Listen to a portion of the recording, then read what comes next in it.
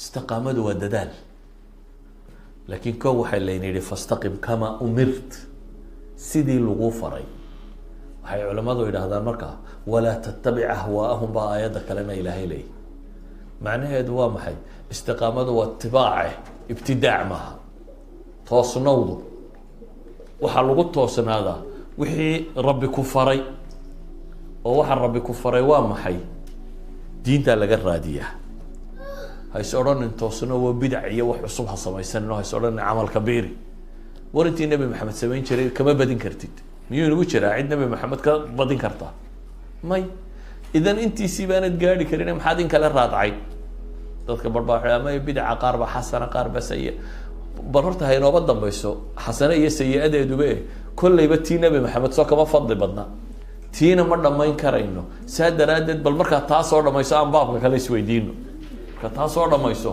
ان بابك كلا و نماده يسوع شيسه صدح سحابي ولا تطغوا بالهيل حد قد بيننا استقامه marka aynu rabna taabirta imika isticmaala wasatiyay sheeganaya kan wasatiyadii waxa la sheegayo dhan waa istiqaamada oo waa maxay waa wala tatqaw wala tattabi' ahwaahum ta labada aayadood ku jirta weeyaan had gudbin marka la yiri maxaa loo jeedaa saddex saxaabi ayaa guriyihii nabiga tagay markaasay wareysteen maxaa camal uu nabigu qaban jiray markaasaa loo sheegay waabay la yaraatay intii nabi maxamed haddana si kale u fakareen waxay yidhaahdeen war nabi maxamed isaga ilaahay baa dambigiisii hore iyo kiisii dambaba dhaafay isagu daa walba dambi ma lahayn inagu dee waa dambaabnaaye mar haddaynu dambaabno waa logic ba la ciyaaraya mar haddaynu dambaabno dee intii nabi maxamed waa inaynu ka badinaa isagu ma dambaabin intaana uu sameeyay haddaba inaga damba inoo dheere inagu waa inaynu ka badinaa maxay intii uu sameyn jiray oo maxaynu sameyn mid baa dabeete wuxuu yidhi isaga ilaahay dambigiisii hore iyo kiisii dambaba uu dhaafay inaga waxba garan mayne anigu habeenba seexan maayo waan taagnaan buu yidhi salaad baan ku jiri kii kale wuxuu yidhi aniguna cunaba waan iska dhaaf waan soomanaan soonun baan wadi mid salaadun baan wadi buu leeyahay midina wuxuu leeyahay maxay soonun baan wadi midina wuxuu yidhi war dumarkan iyo caruurtan iyo waa waxan waxa diintaba dadka ka mashquuliyeen guur naageed baan ugu waan dhaafi buu yidhi zaahid baan iska noqon haweenintu ka dheeraado cibaado unu banbaxa weeyaan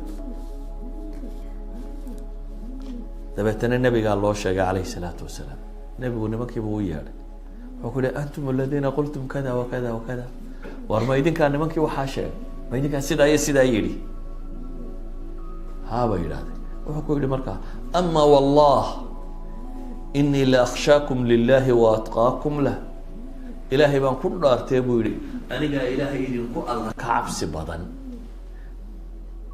idinkuna taqwo badan alkhashya iyo wataqwa anaa idinku alla ka cabsi badan oo idinku dhowrsanaan badan naar wax lagaga dhowrsado anaa idinku badan buu nabigu leeyahy رواية إمام أحمد نوحي تلماميسا والله إني لأعلمكم بالله أنا ألا إذن كو علمي بدن وأتقاكم له قلبا إذن لبدا الرواية بالتقوى ويشيكين يعني بدنا علم يشيكتين بدنا خشية يشيكتين لكن خشية دي علم قنوة وذا الصعدان وإلهي بقرآن ككويري إنما يخشى الله من عباده العلماء اللوحن بابا عبسدا نبتا كعبسدا هو محي إلهي أقوان طوله لأننا إلهي قرر يبقى إلهي كبغى إنما أن ربي يويني دي سي عذاب كي سي نارتي سبا قررنا إنما سيئو قيني تما عبصده لكنك ربي أك يا أوديس وعبصا سادرات دوح النبي كله ورانا إلهي إذنكو أقوان بدن إذنكو خشية بدن إذنكو عبس بدن إذنكو لور سنان بدن هذا نبو النبي ويلي anigu waan soomaa waanan afuraa waan seexdaa waanan tukadaa dumarkana waan guursadaa war ninkii jidkayga ka weecdow aniga igama mid tihid buu nabigu leeyahay faman ragiba can sunnatii falaysa minni aniga wadadaydii ma haysid weeyaan xadiidkan maxaan u keenay waxaan u keenay istiqaamadu inaanay macnaheedu ahayn wax cusub inaynu iska bilbilowno aynu isleedahay cibaadada badi laakiin dariiqii nabi maxamed calayhi salaatu wasalaam ku badi dadka badhna kuwani waa kuwii guluwiga ku dhacay. dadka badhna cagsigay ku dhacaan. dadka badh baa haddaad tidhahda war ilaahay waa gafuuru raxiim la soo taagay. in sha allah ilaahay de waa gafuuru raxiim. waxay u badan tahay dadku intuu wuxuu doono iska sameeyo wuxuu kale de inagu muslimiin baynu nahay leen garantii buu iska sitaa inaanu isagoo cadaab galaynin inagu ilaan muslim baynu nahay. ilaahay qur-aanka wuxuu inooga warramay qisas tiro badan. yahuud baa ilaahay ka warramay waqatacnaahum umama minhum asaalixuun wa minhum waa qaybinay baa la yidhi nimankii yahuudeed markay dembiga galeen waa googoyna dhulka lagu firdhiyey. laakiin waxaa kamida baa ilaahay tilmaamay weli dad saalixiina. laakiin haddana ilaahay wuxuu sheegay yuhuudda noocii dambe. maxaa ilaahay yuhuud inoogaga warramaya ee qur-aanku waxaan oo dhan uga sheegaya? waxaa la rabaa in laynoo tilmaamo inaanu ahayn waxa sheegasho inay tahay acmaal. annagaa abnaa ullahi wa axibbaa'uhu bay sheegteen. annagaa 40 carsho qurun baaba nala cadaaba inta kale nala cadaabi maayay sheegteen. sheegasho inaanu arrinku ahayn. qur-aanku wax kaloo laynoo tilmaamay nimanka yuhuudeed haddii dee abtirsiin tahay haddaynaan cidi ka abtirsiin fiicnayn soo ma ogidin. waa ilmo nebi israa'iil. nebi israa'iil waa nebi yacquub. nebi yacquubna waa ayo wayna nebi isxaaq. nebi isxaaqna waa ayo wayna nebi ibraahim. 3 nebi cid ku abtirsata waynu garayna iyagaa jooga.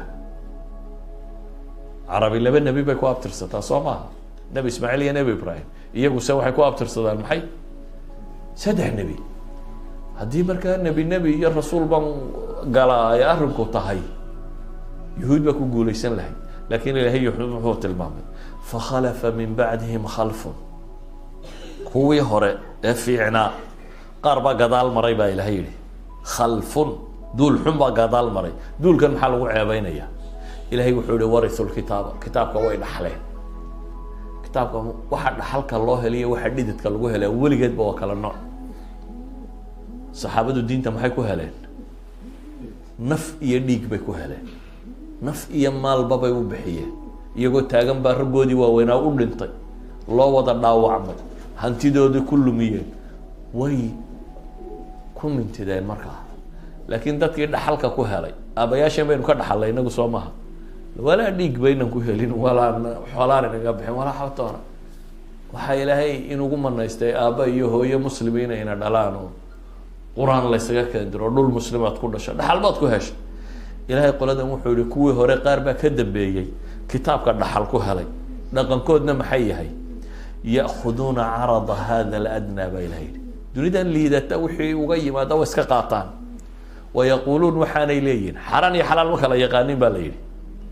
haddana waxay leeyihiin sayukfaru lana waa naloo dembi dhaafi. maba xumo intaad xumo samaysay haddii aad ilaahay xasuusato toobad keentay ilaahay wuxuu leeyahy wan yaatihim caradun mithlu yaakuduuh. haddii mar labaad xaaraanta ay soo marta haddana waa samaynayaan baa ilahay yihi subxana wa tacaala. oo waa maxay? qofku hadduu xumo intuu sameeyey toobad keeno, tooba nasuuxa toobad keena la geray ilahay waa u dambi dhaafi. laakiin kani intuu wuxuu doono sameeyaa buu leeyahy insha allah ilahay baa inoo dambi dhaafaya, damba kama leh. عليهم ميثاق الكتاب ألا يقولوا على الله إلا الحق ودرسوا ما فيه. وارميان كوا بلن إلهي كقادم كتابك ميان بلن أدق لك كقادم با إلهي ليوه إن أنا إلهي حق مو يعني وحكى لنا كشيء. وارميان كوي كتابك برتيهين با إلهي ليوه وحكوا قراء هي آخرة ضم بيسا والدار الآخرة خير للذين يتقون فلا تعقلون. آيدك حكتا إلهي وحيولي والذين يمسكون بالكتاب كوا يو كتابك كل دقيقة قبصنية وأقاموا الصلاة سلادنا أوجية إنا لا نضيع أجر المصلحين كوا وناقص بين إيجاي تركوض من ما يبي لهيري قرادي كتابك إني قبصت اسكت ديس الددالك كم مغضي سلاد أوجية قرادي أتركوض الضيع ما يا إلهي لي لكن nimanka intay kitaabka dhaxleen le waana loo dambi dhaafi doonaa sida wax lagaga heli maayo. ayuha laxiba labada dhanna ma banaana. istiqaamadu waxa weeyaan xaggaana inaanad uga dhicin oo inta qulubi kugu dhaco diinta aanad ku xadgudbin, xaggana inaanad u dhicinoo inta diintaba sii dayso inaanad iska taagnaan sayukfaru lana labada